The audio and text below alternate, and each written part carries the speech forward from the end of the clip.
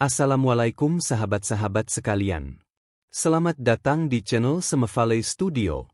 Hari ini saya akan membawakan sebuah kisah nyata yang mengguncang warga Palembang. Sebuah tragedi kelam tentang seorang wanita hamil yang ditemukan tewas secara misterius. Namun yang membuat kisah ini begitu menegangkan, bukan hanya tentang bagaimana nyawanya diambil dengan kejam, tetapi juga tentang teror tak terlihat yang kemudian menimpa sang pelaku setelah kejadian itu. Malam demi malam, ia dihantui bayangan korban. Suara tangisan, aroma wangi melati, dan bisikan lembut yang memanggil namanya membuatnya kehilangan akal. Ketenangan hidupnya berubah menjadi mimpi buruk tanpa akhir. Inilah kisah nyata yang dikenal dengan judul Tragedi Teror Pembunuhan Wanita Hamil di Palembang. Sebuah kisah tentang dosa, rasa bersalah, dan keadilan yang datang melalui cara yang tak pernah disangka manusia. Semoga sahabat-sahabat semua yang sudah menekan tombol like dan subscribe di channel ini selalu diberikan kesehatan, dilancarkan rezekinya, dan dilunaskan seluruh hutangnya. Amin ya Rabbal Alamin. Langit Palembang sore itu tampak berat, awan menggantung seolah menahan hujan yang belum turun. Di sebuah kontrakan sederhana di kawasan Ilir Timur, seorang perempuan muda bernama Anti Puspita Sari duduk bersandar di tepi ranjang. Usianya baru 22 tahun, namun wajahnya sudah menampakkan letih yang panjang. Perutnya mulai membuncit, menandakan usia kehamilannya yang telah memasuki bulan keempat. Anti menatap layar telepon genggamnya. Jemarinya bergerak cepat membuka aplikasi perpesanan yang sudah ia kenal luar kepala. Beberapa pesan masuk dari orang yang tak dikenal. Semua pesan itu berisi tawaran, negosiasi, dan angka. Anti menarik napas panjang. Dalam batinnya, ada rasa sesal yang sulit ia jelaskan. Ia tahu apa yang sedang ia lakukan bukan hal yang baik, tapi hidup tak memberinya banyak pilihan. Sejak ia ditinggalkan oleh kekasihnya yang tak mau bertanggung jawab, hidup Anti berubah drastis. Ia kehilangan pekerjaan, keluarganya kecewa, dan biaya untuk keperluan kehamilan semakin menekan. Ketika uang di tangannya hanya tersisa beberapa lembar, Anti memutuskan langkah yang berat. Ia bergabung di sebuah grup daring yang mempertemukan orang-orang yang mencari dan menawarkan jasa. Di dunia itu, uang bisa datang cepat, tapi selalu ada harga yang harus dibayar. Sore itu, pesannya dibalas oleh seorang pria bernama Febrianto. Masih open malam ini, tulisnya. Anti menjawab singkat, iya, tapi jangan lama. Berapa? Tanya Febri lagi. 300, 2 kali main. Oke. Malam ini aku ke Palembang. Ketemu di hotel aja. Anti menatap percakapan itu lama. Ia tahu, setiap kali ia mengetik kata setuju, berarti ia menggadaikan sedikit lagi harga dirinya. Tapi di kepalanya, hanya ada satu alasan yang kuat, ia butuh uang untuk bertahan hidup. Menjelang malam, Anti bersiap. Ia mengenakan baju sederhana dan jaket panjang untuk menutupi perutnya yang mulai terlihat. Dari wajahnya, tampak ia berusaha tegar, meski di balik mata yang sembab tersimpan kecemasan yang besar. Ia menatap bayangannya di cermin dan berbisik pelan, maafkan ibu, nak. Ibu cuma ingin kamu bisa lahir. Hujan turun perlahan ketika Anti tiba di hotel yang sudah disepakati. Sebuah bangunan 2 lantai di pinggiran kota, dengan cat kusam dan lampu lobi yang redup. Petugas resepsionis mencatat nama palsu yang Anti berikan tanpa banyak bertanya. Ia berjalan menuju kamar di lantai 2, nomor 204, dan menunggu. Sementara itu, di jalanan yang licin oleh hujan, Febrianto mengendarai sepeda motor menuju lokasi. Pria 22 tahun itu bekerja serabutan di Banyuasin. Dari luar, ia tampak biasa saja, tapi di dalam dirinya tersimpan emosi yang tak stabil. Ia dikenal mudah marah dan sulit mengendalikan diri. Beberapa minggu terakhir, Febri memang sering menjelajah grup daring untuk mencari hiburan. Namun malam itu, ada hal lain yang mendorongnya datang ke Palembang. Ia sedang kesal setelah bertengkar dengan kekasihnya, dan ia ingin melampiaskan kemarahannya dengan cara yang salah. Pukul 8 malam, Febri tiba di hotel. Ia mengenakan jaket hitam, celana jeans, dan helm yang masih menutupi sebagian wajahnya. Petugas hotel memperhatikan sekilas, lalu mempersilakan ia masuk setelah ia menyebut nomor kamar. Langkah kakinya terdengar berat menaiki tangga menuju lantai 2. Pintu kamar 204 terbuka. Anti berdiri di sana, tersenyum datar. "Masuk aja," katanya pelan. Febri melangkah masuk tanpa bicara banyak. Ia menaruh helm di meja dan menatap sekeliling kamar. Lampu kuning temaram membuat ruangan itu terasa lebih sempit dari ukuran sebenarnya. Anti mencoba mencairkan suasana. "Mas baru dari Banyuasin, ya?" Febri mengangguk singkat. "Iya." "Capek juga, Jel?" Anti tersenyum sopan, meski hatinya berdebar tak tenang.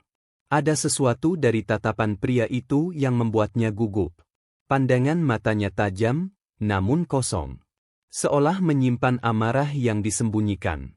Mereka berbincang sebentar sebelum akhirnya suasana menjadi kaku.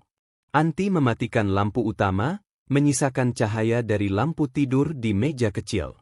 Kamar itu kini hanya diterangi cahaya redup yang menggantung di udara, menimbulkan bayangan panjang di dinding. Waktu berjalan lambat. Di luar, hujan semakin deras. Suara rintiknya seperti jarum yang menembus kesunyian malam. Tak ada yang tahu bahwa di ruangan kecil itu, nasib dua manusia sedang mengarah pada jurang tak terhindarkan. Setelah beberapa saat, Anti kembali duduk di tepi ranjang. Ia menatap jam di dinding dan berkata pelan, "Udah ya, Mas. Aku capek. Besok aku ada urusan." Febri menoleh dengan wajah tak senang. "Loh," katanya 2 kali. Anti menjawab lirih, "Aku enggak kuat, Mas. Maaf." Nada bicara mereka meninggi. Ketegangan mulai mengisi udara. "Jadi kamu bohongin aku?" tanya Febri. "Bukan begitu," jawab Anti cepat. "Aku cuma enggak enak badan. Tolong ngerti, aku lagi hamil." Kata terakhir itu membuat Febri terdiam sejenak. Ia menatap perut Anti yang sedikit menonjol. Wajahnya mengeras, pikirannya berputar. Dalam hatinya, ia merasa dipermainkan. Rasa marah yang terpendam selama ini mendidih kembali. Ia berdiri perlahan. Suaranya dingin ketika berkata, "Kamu pikir aku enggak tahu cara orang nipu kayak kamu?" Anti mulai panik. "Mas, jangan begitu. Aku enggak nipu." Tapi wajah Febri semakin tegang. Napasnya berat. Di luar kamar, petugas hotel yang lewat sempat mendengar suara samar. Tapi ia tak menaruh curiga. Hanya angin malam yang berhembus lewat koridor panjang, membawa aroma lembab dan sunyi yang aneh. Di dalam kamar, situasi mulai mencekam. Anti berdiri, mencoba menjaga jarak, tapi Febri semakin mendekat. "Mas, tolong jangan kasar," katanya dengan nada memohon. "Diam," bentak Febri. Suaranya menggema di kamar kecil itu. Kejadian malam itu tak akan ada yang tahu secara lengkap selain 2 orang di ruangan itu. Tapi dari bukti dan pengakuan kemudian, malam itu menjadi awal dari tragedi yang akan mengguncang seluruh Palembang. Sekitar pukul 10 malam, lampu kamar 204 masih menyala. Dari luar, tak terdengar lagi suara apapun. Hujan berhenti, dan hanya sisa air yang menetes dari atap, memantulkan bayangan samar di jendela. Anti Puspitasari, perempuan muda dengan janin 4 bulan dalam kandungannya, tak pernah keluar lagi dari kamar itu dengan selamat. Di sisi lain, Febrianto turun tangga hotel dengan langkah cepat. Wajahnya tegang, jaket hitamnya menutupi sebagian wajah. Ia menuntun sepeda motor milik korban dan menghilang di jalanan yang masih basah oleh hujan. Malam itu, Palembang seolah menelan sebuah rahasia besar. Sebuah rahasia yang kelak akan terbuka melalui suara, bayangan, dan teror yang tak bisa dijelaskan oleh nalar manusia. Dalam kegelapan malam, tak ada yang tahu bahwa roh seorang wanita muda sedang menjerit dalam diam, meminta pertolongan yang tak pernah datang. Dan sejak malam itu, Nama Anti Puspita Sari mulai terukir dalam daftar panjang kisah kelam kota ini. Pagi di Palembang terasa tenang, seolah tak terjadi apapun malam sebelumnya. Namun di kamar nomor 204, udara terasa dingin dan pekat. Bau logam samar masih tercium, bercampur dengan wangi pengharum ruangan yang gagal menutupi jejak. Febrianto keluar dari hotel sebelum fajar, membawa tas kecil dan sepeda motor milik korban. Ia berusaha tenang, tapi dadanya terasa sesak. Di dalam pikirannya, bayangan wajah Anti terus muncul. Mata yang memandang dengan ketakutan, suara yang memohon, semuanya terpatri dalam ingatannya seperti luka yang tak akan hilang. Ia berhenti di pinggir jalan, menyalakan sebatang rokok dengan tangan bergetar. Asapnya mengepul lambat di udara pagi. Ia mencoba meyakinkan dirinya bahwa semua sudah berakhir, bahwa tak ada yang akan tahu. Tapi di balik pikirannya, suara lirih seakan berbisik. "Mas, tolong jangan." Suara itu datang begitu nyata, membuat Febrianto spontan menoleh ke belakang. Tak ada siapapun. Hanya angin yang berhembus pelan membawa aroma lembab dari tanah basah.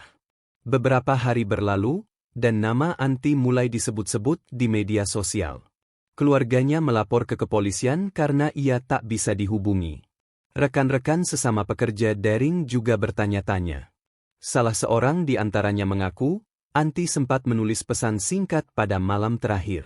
Pesan itu berbunyi, "Aku takut." Sementara itu, Febrianto mencoba menjalani hidup seperti biasa. Ia membawa sepeda motor korban ke rumahnya di Banyuasin, membersihkannya, lalu berniat menjualnya. Tapi sejak malam ia tiba di rumah, kejadian aneh mulai datang satu persatu. Malam pertama, ia terbangun mendengar suara ketukan di pintu kamarnya. 3 kali. Pelan tapi jelas. Ia menoleh ke arah jam di dinding. Pukul 2:15. "Siapa?" tanyanya setengah berteriak. Tak ada jawaban. Ketukan itu berhenti, tapi sesaat kemudian terdengar lagi, kali ini lebih pelan. Ia berjalan perlahan mendekat, membuka pintu dengan hati berdebar. Di luar, hanya kegelapan pekat. Tak ada siapapun. Ia menatap sekeliling halaman rumah yang sunyi, lalu menutup pintu lagi dengan napas terengah. Malam berikutnya, suara itu datang lagi.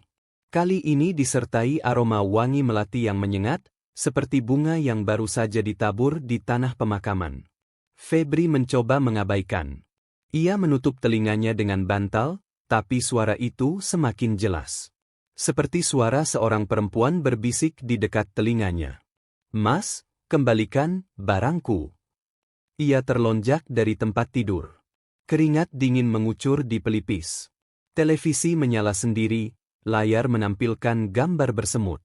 Di antara suara statis, ia mendengar isakan pelan. "Mas, aku belum tenang." Ketakutan mulai menguasainya. Sejak malam itu, ia tak bisa tidur.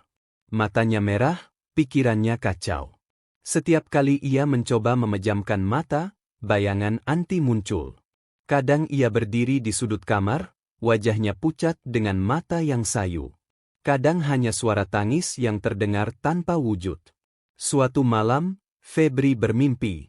Dalam mimpinya, ia melihat dirinya sendiri berdiri di tengah rawa. Airnya keruh, dan di bawah permukaannya terlihat sesuatu yang berkilau. Ia menunduk, mencoba melihat lebih jelas, lalu muncul tangan pucat dari dalam air, menariknya dengan kuat. "Mas, aku di sini." Ia terbangun dengan teriakan. Tubuhnya gemetar, bajunya basah oleh keringat. Dari jendela, ia melihat sosok perempuan berdiri di halaman. Rambutnya terurai, bajunya basah, dan dari perutnya mengalir darah yang menetes ke tanah.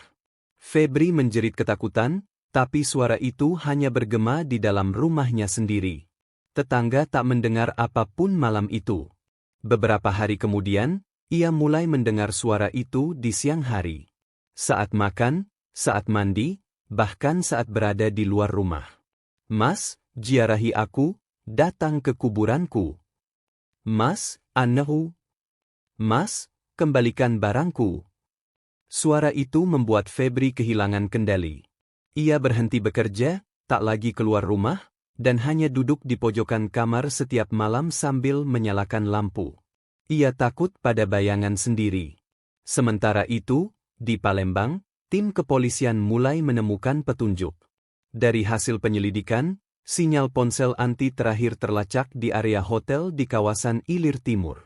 Petugas datang memeriksa kamar 204 dan menemukan bercak darah di sudut lantai yang sudah dibersihkan sebagian. Dari data CCTV hotel, terlihat seorang pria dengan jaket hitam keluar dari kamar itu sekitar pukul 10 malam. Wajahnya tidak terlihat jelas, tapi motor yang ia bawa cocok dengan milik korban. Polisi mulai menelusuri jejak motor itu. Febri merasa waktu menutupinya semakin sempit. Namun bukan polisi yang pertama kali membuatnya ketakutan, melainkan rasa bersalah yang tak pernah memberi jeda. Suatu malam, ia mencoba memutar musik keras agar suara itu tak terdengar. Tapi di sela lagu, ia mendengar gumaman lembut. "Mas, maafkan aku, tapi aku harus pulang." Televisi padam. Lampu rumah berkedip-kedip. Udara berubah dingin seperti di kamar Maya. Dari arah dapur terdengar bunyi sendok jatuh. Ketika ia menoleh, terlihat sosok perempuan berdiri di sana, samar di antara cahaya remang. Wajahnya pucat, matanya menatap lurus tanpa berkedip. Rambutnya menutupi sebagian wajah, tapi suaranya jelas terdengar. "Mas, ziarahi aku?" Febri menjerit dan berlari keluar rumah. Ia berlari tanpa arah, kakinya menabrak batu, napasnya tersengal. Hujan turun tiba-tiba, seolah langit ikut mengguncang jiwanya yang hancur. Ia berhenti di tepi sungai, menatap air yang gelap. Dalam kilatan petir, ia melihat wajah Anti di permukaan air itu, memandangnya dengan mata kosong. Ia terjatuh berlutut, menutup wajahnya dengan kedua tangan, dan menangis seperti anak kecil. Untuk pertama kalinya sejak malam itu, Febri mengucapkan doa. "Allah, aku takut." Namun dari dalam pikirannya, suara itu kembali muncul. "Datang ke kuburanku, Mas, kembalikan barangku, ziarahi aku." Sejak malam itu, Febri tak lagi bisa membedakan antara mimpi dan nyata. Tidur terasa seperti siksaan, bangun terasa seperti hukuman. Ia mulai berbicara sendiri, memohon ampun kepada sosok yang tak bisa dilihat orang lain. Dan disitulah, teror sesungguhnya baru dimulai. Beberapa hari setelah kejadian, Febrianto bersembunyi di Desa Sindomulyo, Kecamatan Muara Padang, Kabupaten Banyuasin. Awalnya ia berharap bisa tenang. Tapi malam ketiga, semua berubah. Pukul 2 dini hari, ia terbangun. Udara terasa dingin di kamar kayu. Lampu remang-remang goyah diterpa angin. Dari pojok ruangan terdengar suara halus, "Mas." Ia menahan napas. Mata menatap gelap. "Mas, kenapa kamu tega?" Febri menutup telinga, tetapi suara itu makin nyaring. "Kamu janji mau tanggung jawab, kamu janji mau jaga aku." Cermin di dinding berembun. Perlahan muncul coretan samar, "Datang ke aku." Ia menjerit, memecahkan kaca dengan tangannya, tapi dalam pecahan tiap darinya terlihat wajah Anti yang pucat dengan mata kosong, menatap lurus ke arahnya. Ia keluar rumah dalam panik, menembus malam sunyi. Dari arah sungai terdengar tangisan perempuan, "Mas, tolong aku." Dalam kilatan petir ia melihat sosok gaun putih, rambut basah, tubuh menetes darah ke tanah. "Mas, ziarahi aku." Febri berlari. Setiap langkahnya diikuti bisikan, "Mas, anakku." Malam demi malam ia dihadapkan pada bayangan, suara, aroma wangi melati yang menyengat, dan tangisan bayi yang samar. Ia tak bisa tidur, makan, atau berpikir dengan jernih. Pengakuannya kepada penyidik, "Saya sering lihat dia di pojok kamar, pakai baju putih, gendong bayi. Saya enggak bisa tidur, Tolong, Pak." jangan. Teror itu bukan sekadar mimpi. Ia menjadi bagian dari kehidupannya. Setiap kali ia mencoba menolak, suara itu makin mendesak, "Datang ke kuburanku, kembalikan barangku." Ia terus hidup dalam rasa takut dan penyesalan yang tak pernah reda. Polisi di kota Palembang mulai bergerak. Setelah laporan keluarga korban bahwa korban tidak bisa dihubungi, tim forensik mulai melakukan pemeriksaan di Hotel 204.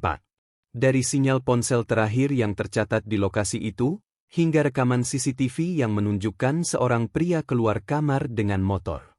Hari berikutnya, di sebuah rawa di kawasan Kenten Palembang, tim menemukan kasus yang mengerikan. Di antara ilalang dan lumpur, jasad seorang wanita muda hamil ditemukan tertutup lumpur dan akar. Tangan pergelangannya terikat, dan di salah satu pergelangan tampak gelang yang sudah familiar, gelang korban yang sempat dibawa pelaku. Sementara itu, petugas bergerak ke arah Banyuasin, menelusuri motor dan ponsel yang hilang dari korban. Jejak membawa ke rumah kerabat pelaku. Ketika petugas tiba, pelaku masih bersembunyi.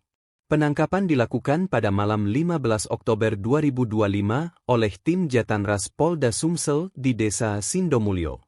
Proses hukum pun dimulai. Keluarga korban berduka. Tangis pecah di rumah sakit ketika tubuh Anti diidentifikasi. Bau tanah basah, wangi melati, dan suara doa tahlil menghiasi pemakamannya. Malam pemakaman juga penuh keheningan dan aura duka yang dalam. Sedangkan pelaku, di ruang tahanan, matanya tak bisa lagi sembunyi dari rasa bersalah. Pengakuannya lirih, dia nyuruh, tiap malam, minta aku ziarahi dia, ia berkata kepada penyidik. Mabuk rasa takut dan penyesalan. Jasad korban ditemukan, dan rahasia yang di dalam hotel itu mulai terbuka satu persatu.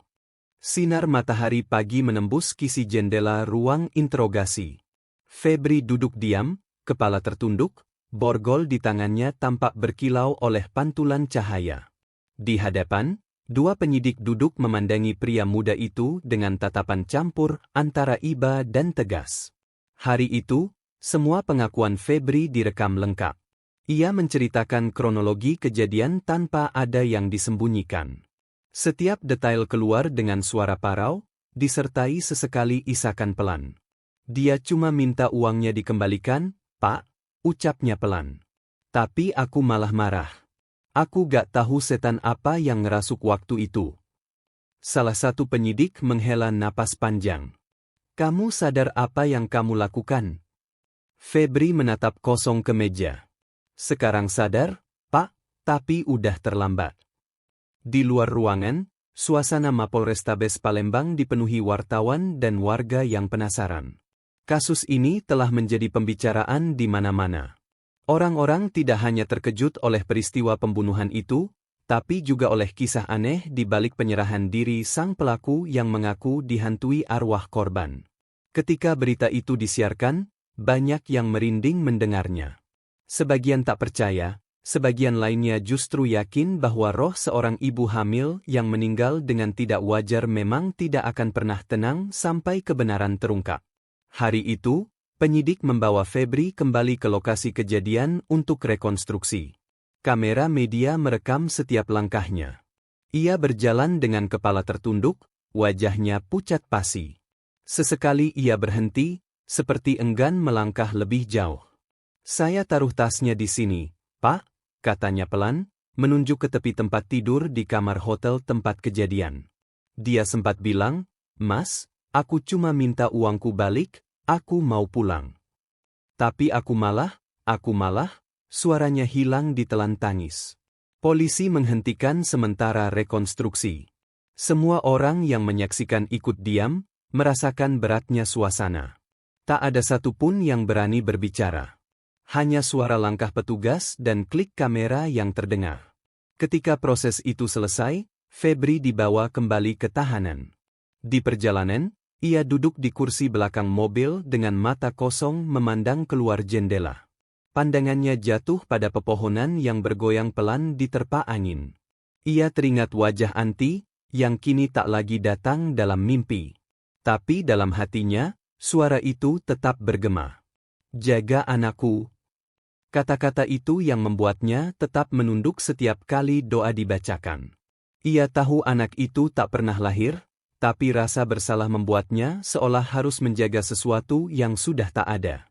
Beberapa hari kemudian, Keluarga Anti datang ke kantor polisi untuk melihat pelaku. Sang ibu berdiri di depan ruang tahanan, memandangi Febri dengan mata merah dan wajah bergetar menahan marah. "Kenapa kamu tega, Nak?" Suaranya serak. "Dia itu perempuan baik, lagi hamil. Apa salahnya sama kamu?" Febri tak sanggup menjawab. Ia hanya menunduk, air matanya jatuh satu persatu ke lantai. "Saya minta maaf, Bu. Saya nyesel, saya siap dihukum apa aja. Saya cuma pengen dia tenang." Sang ibu menatapnya lama. Tangannya mengepal, tapi ia tak mampu memukul atau berteriak. Hanya air mata yang akhirnya jatuh deras. "Semoga Allah ampuni kamu, tapi kamu bakal bawa dosa itu sampai mati." Kalimat itu menghantam hati Febri lebih keras dari apapun. Ia menutup wajahnya, menangis tanpa suara. Beberapa minggu berlalu. Kasus ini akhirnya diserahkan ke kejaksaan. Di sidang pertama, ruangan pengadilan dipenuhi orang. Wartawan, mahasiswa, hingga warga biasa ikut hadir. Semua ingin melihat sosok pria yang mengaku dihantui korban hingga menyerahkan diri. Hakim membacakan dakwaan dengan nada tegas. Tuduhan pembunuhan berencana dan penghilangan nyawa seorang ibu hamil. Febri menunduk sepanjang sidang. Ia tak menyangkal satu pun tuduhan.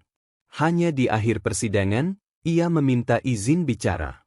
"Saya gak minta ampun dari manusia, Pak Hakim," katanya pelan. "Saya tahu, gak ada kata maaf buat yang udah saya lakuin. Saya cuma mau bilang, saya dihantui bukan karena arwahnya, tapi karena dosa saya sendiri. Dia datang karena Allah pengen saya sadar." Ruangan hening. Hakim menatapnya lama, lalu berkata, "Kesadaran datang terlambat, tapi setidaknya kamu datang menyerahkan diri.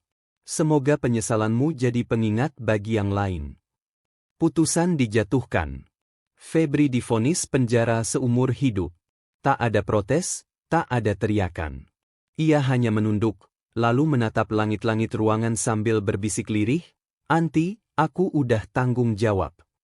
Malamnya, di dalam sel yang sepi, ia duduk di pojok dinding.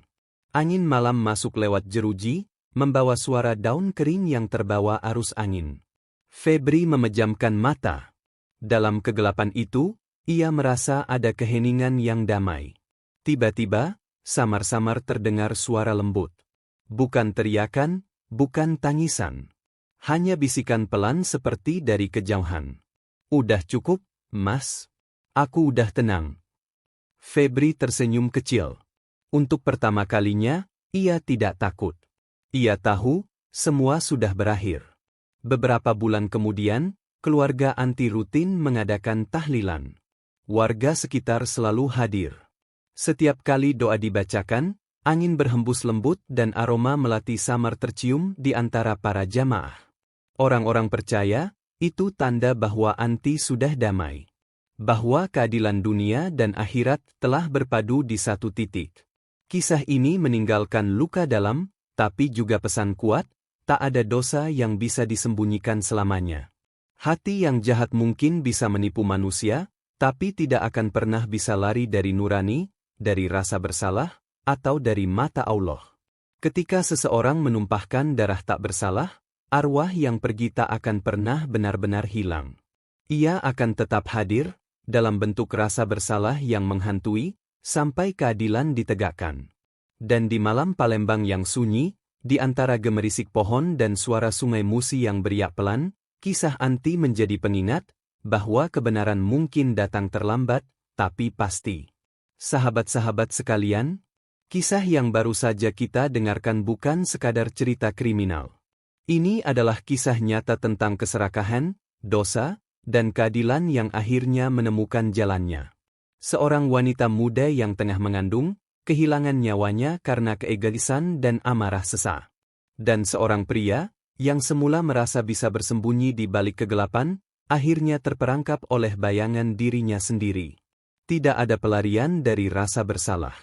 Bahkan ketika dunia tidak melihat, hati manusia tetap tahu apa yang telah ia lakukan. Hantaman nurani bisa jauh lebih menakutkan daripada jeruji penjara. Kasus tragis ini mengajarkan kita bahwa setiap tindakan memiliki akibat, dan bahwa nyawa manusia, terutama seorang ibu yang mengandung, tidak boleh dianggap sepele. Tidak ada alasan, tidak ada pembenaran, yang bisa menutupi kejahatan sebesar itu. Keadilan mungkin datang terlambat, namun ia akan selalu datang, melalui tangan manusia, atau melalui cara yang tidak pernah kita duga. Dan bagi kita semua, kisah ini menjadi pengingat. Jagalah hati dari amarah dan keserakahan. Jangan biarkan satu kesalahan menghancurkan dua kehidupan, kehidupan orang lain, dan kehidupan diri sendiri. Semoga arwah Anti Puspita Sari mendapat tempat terbaik di sisi Allah. Dan semoga kisah ini menjadi pelajaran bagi siapapun yang mendengarnya. Terima kasih sudah menyimak kisah nyata ini sampai akhir.